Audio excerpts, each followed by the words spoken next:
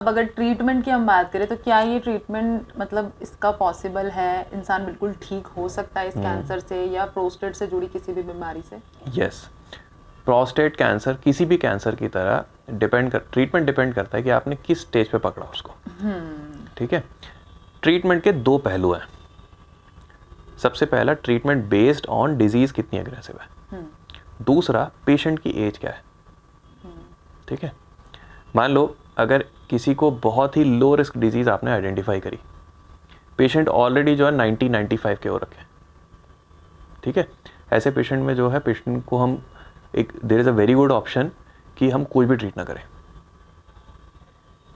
Why?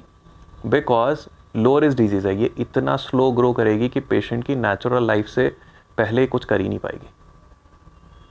ठीक है, वहीं अगर कोई यंग पेशेंट है, उसको इंटरमीडिएट है या हाई रिस्क डिजीज है लेकिन यंग पेशेंट है, तो वहाँ पे हमें थोड़ा सा रेडिकल होना पड़ता है क्योंकि इसकी बहुत लंबी लाइफ बची है अभी।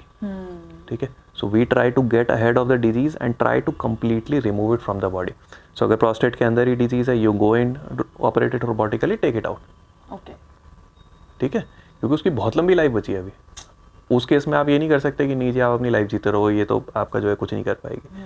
सो इसलिए मैं कह रहा था दो पहलू होते हैं कि आपकी डिजीज़ कैसी है, किस रिस्क की है और पेशेंट की एज क्या है।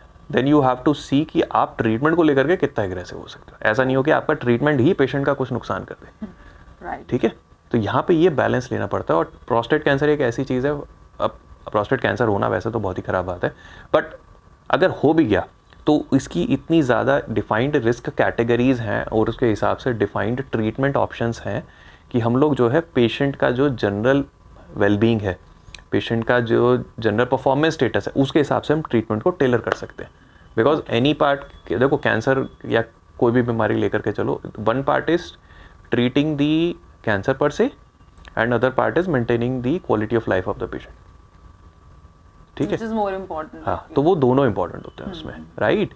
तो इसलिए जो है वो हमें मैनेज करके चलना पड़ता है दोनों में। बट डेफिनेटली हर स्टेज पे जो है प्रोस्टेट कैंसर के जो है depending on stage and the quality of life of the patient treatment available होते हैं।